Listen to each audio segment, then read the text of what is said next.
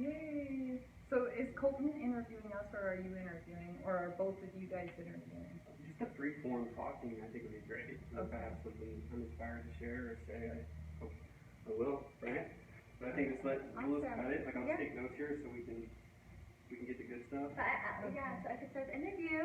Welcome everyone. I'm here with Ellen Red, and we're looking forward to getting to know a little bit more about yourself and what you do as far as twin flame help or guidance. How would you describe yourself and what you do?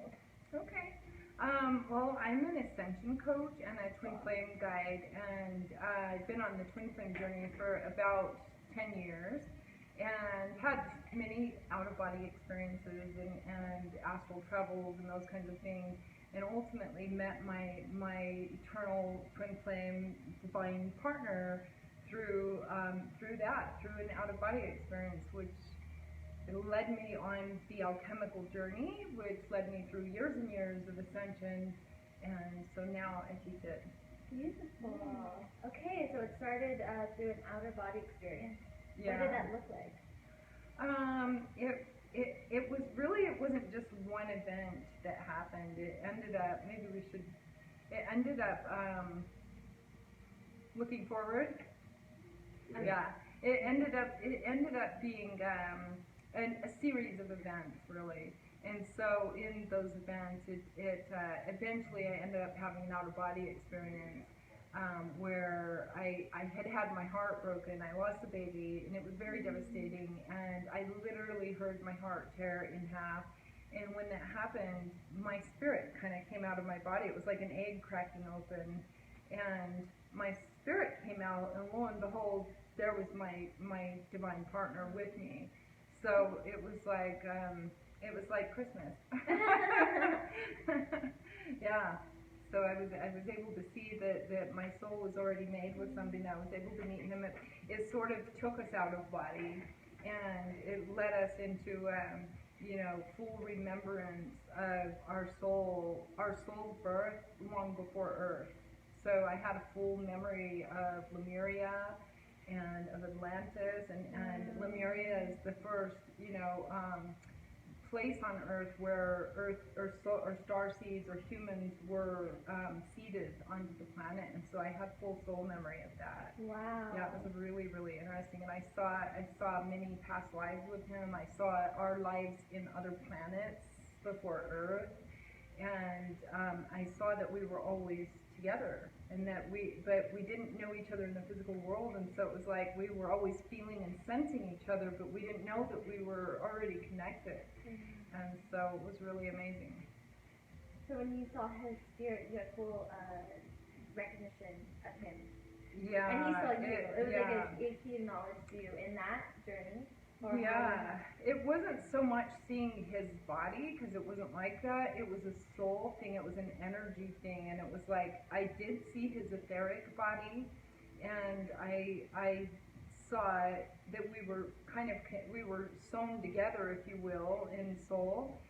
But it was more of a feeling, an energy, an absolute soul remembrance, a feeling. This energy that he was, I recognized fully. He was my mate. He was always my mate. He was the one I was always looking for. And I recognized the energy of it even before, because we went through the alchemical journey, which led us into, almost a decade of still not being together in the physical world. But it was his energy that I was always feeling, and so in meditation, we would meditate together. Our souls were constantly working together to meditate and to go through the alchemical journey. But, yeah. The alchemical journey, how would you explain that, define that? The alchemical journey is really basically the shedding of your ego, which everybody talks about that, but the journey of it is tremendous. And so sometimes can take years, decades, or lifetimes. But in doing it together, like once we had this soul memory of each other, when we would meditate together, it would be like I'd close my eyes and I can see him here, he's here with me, and we would talk and we would work through. It's almost like lovemaking on a soul level without bodies. That's really what it is. But it's not just lovemaking, it's also shedding parts of yourself. The feeling of meeting him in soul was so good. It's like the best drug you'll ever, ever, ever, ever have. That when there's ego in your body or your system, the ego blocks you guys from feeling each other again. So you fight so hard in yourself to heal your ego so you can feel each other again. It's it's powerful. That love itself drives you to heal yourself. It's incredible.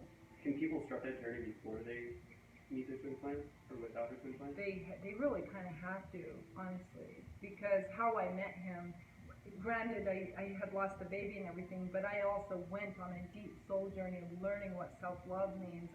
When I lost the baby, her angelic presence came to me. I was crying and it was horrible, but her angelic presence came to me and told me that I needed to learn how to love myself more. And my first reaction is the same reaction that everybody else's is when I ask them this question or tell them that they need to love themselves. My first reaction was, I love myself. I go to the gym, I eat right, I do, like I was so sure that I loved myself that I had no idea what I was doing. And so eventually it led me to the journey of self-love. It led me to research, and I did. I dropped everything and I studied all religions. I studied spiritually, and I really searched for truth. And if you don't start that journey and you don't start the self-love journey, you really won't connect with the twin, because they do go hand in hand. You can't. It's kind of like you have to look for God in order to find your twin flame, and that's really the truth of it. If you're not looking for the divine, you're not going to find it. And the divine and the twin flame and God kind of go hand in hand. So yeah, you can start that before you know your twin, and you should. You really should. Yeah, can you meet your twin flame before you really depleted all of the ego? I did. I met mine before my ego was gone. But the thing is that I met him in spirit, and I met him, and then I knew who his physical body was in the real world. But the high soul protects that union. So twin flames generally don't come together in the physical world when there's still toxic things going on that would desecrate love. It's a sacred and holy union, and the high soul and the spirit guides protect it. So that's what alchemy is to polish those aspects of yourself that would violate love.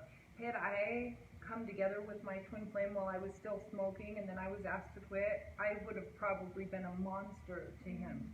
Even though he shares my soul and he could feel what I was going through in the physical world, it would have been awful.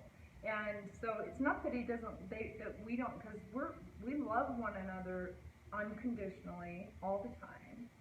And so it's not that he wouldn't have loved me. It's just that the high soul protects it.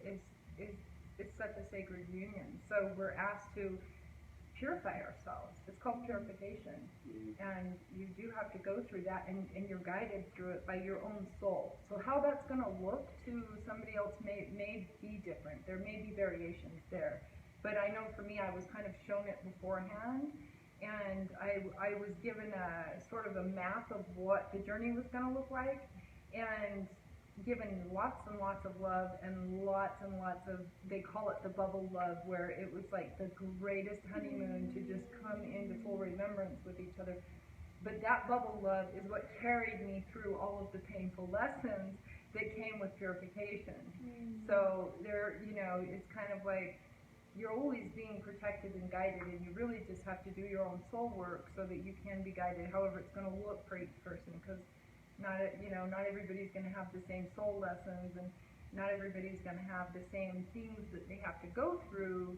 But if you really listen to churches that teach you that before you get married, they take the man and the woman and they teach them like what love is about and all that in church. Well, they're taking that template of what the high soul and the spirit guides are doing in the real twin flame journey. The spirit guides are also taking the man and the woman, or the male and the female twins, and preparing them for what real marriage is. Marriage not just in the third dimensional sense, but in the soul sense. So we had to get prepared before we could come together, and that's really what alchemy is. It's a journey of preparing you to love one another the right way so that you don't desecrate the sacredness of love, which we all have done in other relationships, right? That in those relationships where we violated people or cheated or done any of those things is really teaches you your karmic lessons, right? You cheated on this one, and then this one cheated on you, and now you learn that cheating sucks, right? And so we kind of work, we kind of go through soul lessons with other mates. I call it practicing. We practice playing house with other mates. But the twin flame, when you come together with them, you're not playing house anymore. It's the real deal. And then you still have to get polished in order to clear out all that stuff so that when you're together it's true love, and that you really honor one another and you recognize how sacred the soul is within one another. And because you're sharing the same soul, it becomes even more like an accountability partner. So if I cheat on him, I suffer because it's my soul. You know, it's really intricate kind of a journey, to say the least. What's been one of the most powerful lessons you've learned on the journey of purification? What's been one of the most powerful ones? Probably, well, they're all powerful. They're all powerful. I think at the end of the day, the biggest, the most important thing to realize is that when I'm not loving myself, I'm not loving him. So if I'm smoking cigarettes or drinking alcohol that's poisoning my kidney and my liver, it's causing him to suffer on a soul level. When I was smoking cigarettes and feeling sick inside, I didn't even realize I was feeling sick, but he did. He felt it in the soul too. So everything that I'm doing to me, mind, body, and soul, I'm doing to my one true love. This makes it so important to care about yourself, because you're not just hurting your own self, you're hurting your one true love on a deep soul level. Woo! Yeah. Woo! Now all of a sudden, you got accountability for how you treat your own self. You know what I mean? I think that's the core lesson. It's easy for us to sit and feel sorry for ourselves and smoke and drink and throw ourselves in the garbage or let somebody run us over or whatever. But if I allow somebody to disrespect me, I'm allowing them to disrespect my true love. So I don't allow that anymore. You want to disrespect me? Nah, it ain't going to happen. I got somebody else here that I'm also protecting. And we're standing side by side protecting the soul that's within both of us. So wherever he goes, he's protecting us, and wherever I go, I'm protecting our soul. It makes you really realize that you can't just throw yourself around like a piece of trash, which is what we've been conditioned to do in this world. You see people all the time giving their sex away and smoking, drinking, popping pills, eating junk food and letting people treat them bad and taking crappy jobs and just, everything that's not love to the soul. And so now that I know that it's not just me that I'm throwing around, it's him that I'm throwing around too, I'm more willing to fight for myself. Way more willing to fight for myself. And when did you meet him in life? I have not, and I'm supposed to meet him now after almost 9 years, almost 10 years. But it's been 9 years. So how did you find him? In the physical. In the physical, yeah. It was really interesting because usually when you have an awakening, you guys are already on your spirit journey, so you're already connecting with awakened people. For me, which 10 years ago there was hardly any even community online of spiritual people, it was really not the way it is for you guys today. We kind of carved that path. But back then, there wasn't a lot of that. And so when I had my awakening, I was like, whoa, I was like, oh my gosh, ETs and, different dimensions and all these things.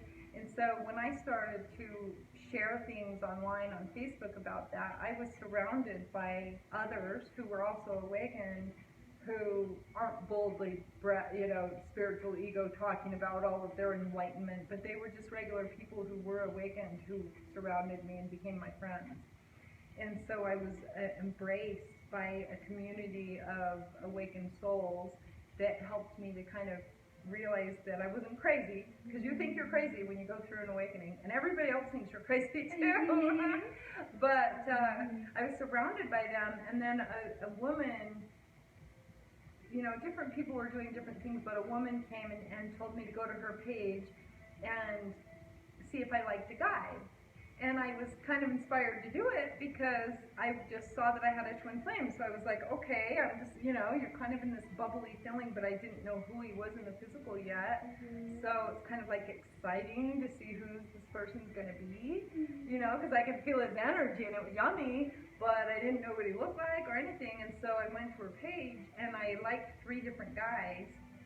And then over time, and during the time that happened, I still had this other boyfriend that I thought was my twin, but I wasn't sure. So, and he was a jerk. So I was kind of going through that process of realizing that something was going on here, and I didn't know what. And I ended up liking these 3 guys, and over time, over 9 months, every time I would get my heart broken by the boyfriend, I would go and blab about it on Facebook, post something, and trying to teach this guy what love is, and he just doesn't know, not realizing that he wasn't my twin, and that's why he wasn't feeling what I was feeling. So eventually the true one would drop me a little song, or he would send me a little message, but he was always right there, right when I was having a broken heart. And he was always like showing up perfectly in the perfect time with the perfect song, and it was just, it soothed my soul. My heart was ripped open and everything burned except him. And eventually I was like, who is this guy? But he was one of the 3 that she lured me over to her page to like, and it just was synchronistic. It was like the universe was working through all these people to lead us together, and it still took me 9 months to really realize that he's the one. Like, wait a sec, something's wrong. It's not this guy. This guy over here feels good. You know what I mean? It wasn't this one over here that I was getting the downloads and thinking it was him, and it wasn't this cute one over here or this one. It was the one that felt right. It was the feeling. So you reached out to him? Oh, we were already friends on Facebook and stuff, and so I just started to realize that he was the one, and then eventually he was playing all these songs to get me consciously aware of what was going on, and eventually one day he came in my inbox and he was sending me pictures and songs, and eventually he said, "I'm for you." And I was like, I had just realized the day before that I watched a video somewhere that kind of said that oftentimes when you get with a twin, and I'm here to attest this is true, that you will be led to the wrong one first. And so you kind of have to be open to understanding that sometimes the spirit's just moving you towards somebody else. But, so I kind of had already understood that maybe this other guy really wasn't the one, and maybe this other Brett really was. And then when he came in there, I was like, yeah, I was already kind of realizing that, But, yeah. And that's when we started to do the meditations together and stuff. We lived 500 miles away, but we would both go into meditative states, and I was starting to realize that I could feel him everywhere I was going. And I could hear him everywhere that I was going, and we developed telepathy. So every day we telepathically communicate. So there's no distance between us. We're always together. He's here right now while I'm here. You just don't see him. So, but yeah, it was really interesting.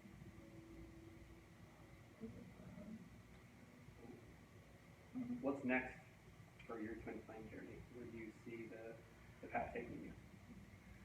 Well, usually with twin flames, all of them, and where I am also guided now, is that as we have gone through all that work, the alchemy, part of it is to reach a stage called Dharma. And Dharma is where you really embody what your soul mission is, what you came to the earth to do. And that is really common with twin flames, that after you get through all this work on your soul, if you think about it, a lot of people want to be artists, or they want to be a writer, or they want to do all these things, and they have all these distractions, right? Like drugs get in the way, and wrong mates get in the way, and all these things. But you came here with a soul mission, which is really what Dharma is to embody what your soul mission is. And twins have the same soul mission in general. They're kind of like have a lot of similarities in the work that they're doing, and they also come together to fulfill that mission. So now that we're in this Dharma stage and we're coming into the physical together, it's really going to be about writing books and again, ascension coaching and twin flame coaching and things like that to help others to get through this, because it's a hell of a journey. It's a hell of a journey. There are so many distortions in our beings from the social world and from, the matrix, to cause us to be confused about our own soul so that we can't find each other. And so, that's really the work, because the twin flames coming together heals the soul. From being split apart, it brings you into wholeness, and it brings you into your God-like state, so that you yourself can be a true light worker and hold that energy onto the core of the earth. And it's not that other light workers can't do that also, they can, but there's a third energy that comes with twin flames. It's like you're already strong in yourself and I'm already strong in myself, but when we come together, there's this infinite power there.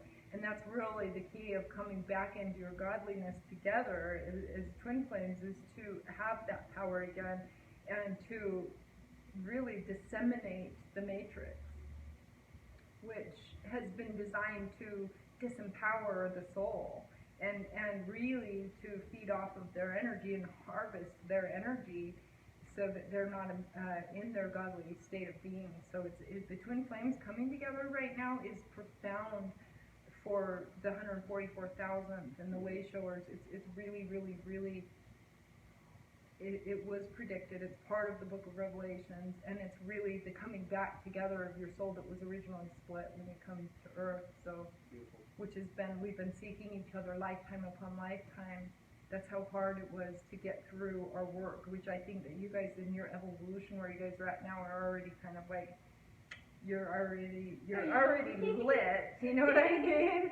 So it's just a matter of polishing those matrix distortions, and there's tons of them. I mean, even after awakening, I had, I was distorted in thinking that I could go and have sex with other mates, and that type of thing without having the spiritual consequence with my twin flame. And I had to go through some deep, painful lessons on that. So really the key is to feel yourself, really pay attention to your spirit. Don't go around trying to pretend to be positive and light and love. Bullshit. Feel how bad you feel and pay attention to it. It matters very much. If you're not feeling good, you better pay attention to it. Don't sit and try to be happy. That's bullshit. Go in there and find out why you're not happy and fix that. You know what I'm saying? That's the stuff that a lot of people don't want to do, because it's hard to go inside and it's like, there's monsters in there. You have to face your own demons. Really. Do you feel him, and and when you do feel, because I know you do, how do you distinguish what's his and what's yours? Well, good question. That was a good one. That was a good question. I guess you could determine it just like you two coming together. You can feel what's him and what's you, and then when you come together, it's even better, right? So it's kind of the same thing where he and I practiced this also through our telepathy and through our meditations, where I could feel his etheric body. And especially in the beginning, I was like, okay, I thought I was crazy. I'm like, okay, I'm talking to myself, right? In meditation, my eyes are closed, I'm talking to myself. I'm like, okay, if this is really real, then just touch me somewhere. And I didn't say where, I just said, just touch me somewhere. And I could feel his etheric, I could feel him push it on my leg. And I never spoke to him about this in the physical world. I never emailed him on Facebook, did you do this, or any of that. I just kind of felt it, and I was like, okay, I'm trusting my intuition, I'm trusting what I'm feeling. And then a couple of weeks later, he said something on Facebook in private message, and he said, what's the matter, didn't I pass the touch test? There's no way that he could have ever known that unless it was really real that we were telepathically communicating and feeling each other's etheric bodies. Wow. And that was only one example of just feeling, I could feel his spirit body and see it, the outline of it, the shape of him, how tall he is, how thin he is, all of it. And of course, this comes from you developing your own senses. The more that you really start to develop your own senses, and the more that you really start to trust what you're feeling, you're going to become sharper and sharper at understanding what the heck is going on in your soul. And I had been developing this a lot, but he and I practiced it also for many years. So, but in the beginning, it was 9 months of just every day meditating together and having sacred sex, which is a really, really sacred conversation, obviously. But it was beautiful, and it took a lot of practice for us to just really start to feel each other and recognize what was him and what was me. And then, of course, it's like in sex. When you have sex, you feel the merge of one another, which is really what the alchemical marriage is it's the marriage of your souls coming together. And how do sex and marriage kind of go hand in hand, right? When you have sex with somebody, you're marrying their soul. That's why sex is so sacred. You're marrying them on a soul level, which means you're merging souls together, which means if you're just going to bed with some creep that doesn't even love you, and you decided you just wanted to get your rocks off for the day, you literally just swapped your spirit with somebody who you may not even like anything about, and now you're going to become partly like them until you heal. You see what I mean? So it's like a whole another discussion there, but you feel them, and you feel you, and then you feel the merge, just like you would a physical sexual relation. That's beautiful. Yeah, it's yummy. It's awesome.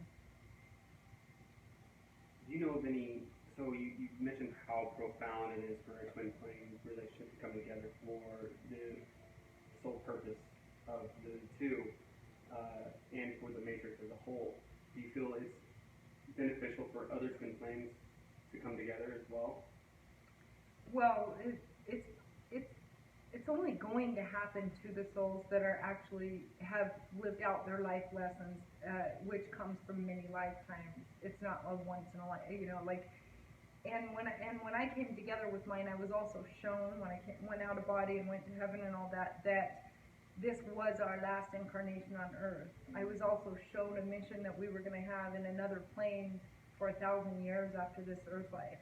So it's like we already knew that we had outlived our life incarnations on Earth from many, many lifetimes. I saw many of them from the days of Lemuria, and that we were finally completing this mission. We had finally completed it. And so the souls that are coming together as twin flames, they are that evolved. Not everybody's going to. So is it important for twin flames to come together? Yes. But only those that are meant to. Not everybody is going to be meant to. And also, in the twin flame community, there's a lot of confusion. And I get it, because I went through 10 years of confusion and just trying to work through all those matrix distortions. But there are a lot of twins who are very still confused, and they think they know everything because they got awakened, but they don't understand that there's other layers of peeling away matrix and other distortions that are 100% getting in the way of their ascension. So the twin flames that actually are awakened and are introduced, they are meant to come together. And there's a lot of people in the twin flame community that are saying, oh no, you shouldn't, it's not a romantic thing, it's a this and that. No, actually you're really meant to bring heaven to earth into the physical too. And that until you do that, there are distortions out there in some timelines or some, dimensions or whatever. And so you aren't meant to have a husband over here that is your soul husband, but over here have a different one. How does that work? Isn't that like a love triangle? It's not what twins are. Twins are one and one. And there's a lot of confusion, and probably if people watch this, they're going to get mad at me because they're with a soulmate and they want to love their soulmate, and they're still in that part of their journey. But at the end of the day, as above, so below. Mm-hmm. So if it's not as above, so below, then there's distortion. I'm sorry. I'm sorry, but I'm not sorry. It's the truth. You know what I'm saying? So that's why it's such a challenging journey. A lot of people meet like their twin flame when they're already married to other partners, and so it can cause some issues. But that has to be worked out eventually. As a twin flame coach, do you find yourself working to help people find their twin flame, or how to manage the twin flame relationship? Or is it both? As a twin flame coach, I find myself more working to help people through energy blocks and shadow healing because they can't come together with their twin flame if they don't do that. So I do a lot of shadow healing. I do a lot of energy healing, and also activating those light codes. Your spiritual body is shaped much like the Jewish tree of life. You see the chakras, the chakra chart, where you have the 7 and you've got the 2 here and the 2 here and the 2 here, and there's 13, connecting points. Those are your 12 sacraments or 13 sacraments that you need to have activated within your spirit body, male and female, in order to have that active Merkaba, which is your star. It's your star. You are a star. You're a star. You came from the stars, and that's the star shape. It's the geometric shape within your star body, and all of those light codes have to be activated in order for you and your twin flame to come together, and they can get deactivated through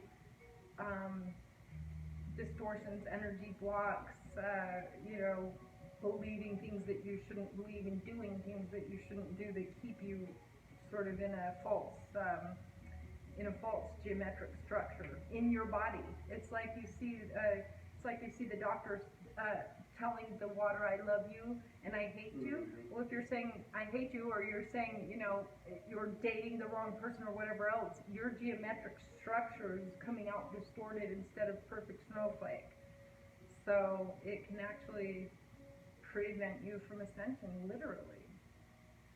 Is there any stories or examples that you'd like to share about how you were able to help one come closer to their twin flame, or to that path? Well, I think that I've had a couple of clients, one in particular where she was very involved in her twin flame journey, and she was literally stuck on one little thing, and by coming to me after she had been fumbling with it for a couple of years, agonizing over it, I was able to help her kind of move through it. And again, that was an issue that had to do with realizing that you're accountable for if you don't love yourself, you're not loving them, kind of a thing. So it's just those slight little distortions within your own being that can actually throw you totally out of whack and hold them apart from you instead of magnetizing them to you. And it's very tricky because we have been conditioned to want the other person to be there to feel good. We're not conditioned to love myself to feel good, right? But if I'm not loving myself, he feels like shit too. Not just do I feel like shit, but he feels like shit, and why would he want to come around me if I'm treating me and him like that? It's tricky. It's a tricky process.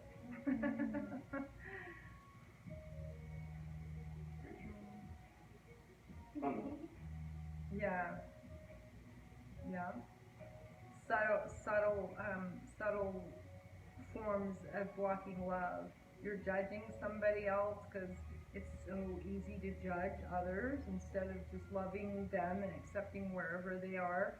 So the moment you start the judging thing, you literally throw yourself out of balance and cut the source off, and it's really, you have to become very practiced at being Christ conscious, at living your life like Christ every day, being it, not waiting for somebody else to come out of the sky and save you. You become it. Yeah. And that's where a lot of people also there's a lot of distortions there because of all the different religious teachings and dogmatic belief systems and stuff like that kind of cause that subtle matrix of the mind that blocked everybody. Can you describe Christ consciousness to someone who isn't familiar terms? Describe Christ consciousness is basically literally living like Christ. It's recognizing every moment not to judge anybody.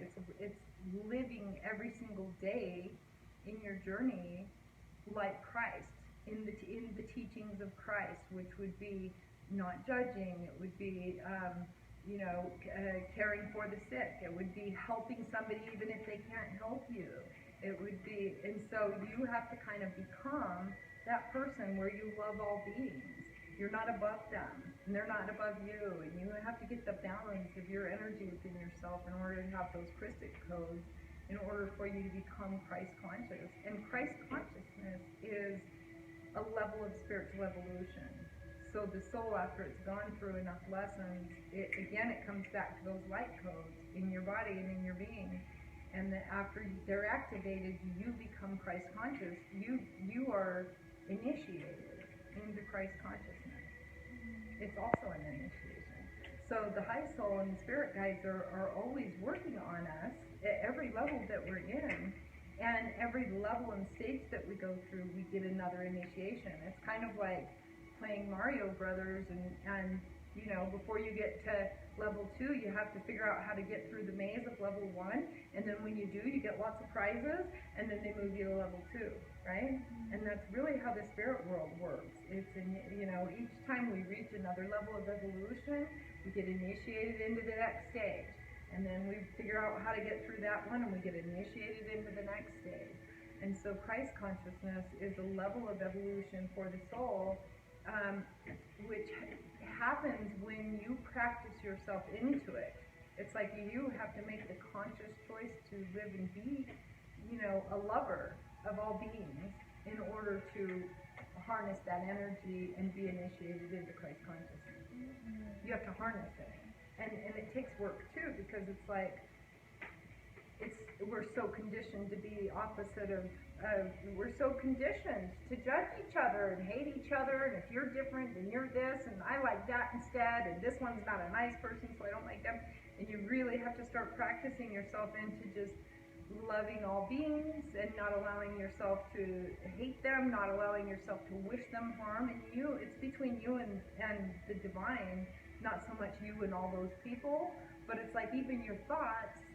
If you're sending bad thoughts to the universe about this person or that person, you're actually tangling your own spirit and preventing yourself from that evolution also. What would you do? Yeah, practice it every day. Practice it. Walk the talk, Walk the talk. Talk is cheap. Walking's better. Mm-hmm. And walking takes big balls. Because everybody talks about love, but not very many actually walk it, Yeah. You see people all the time that are hungry and hurting and starving. Nobody wants to actually reach in their own pocket and give them money. What's it going to cost me,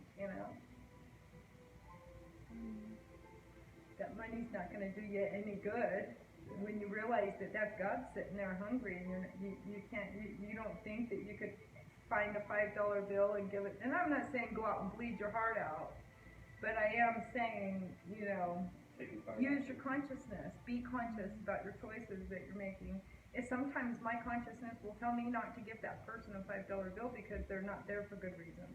But use your consciousness and use your soul and find how can I help? Mm-hmm. It's not what can the world do for me, it's what can I do for the world.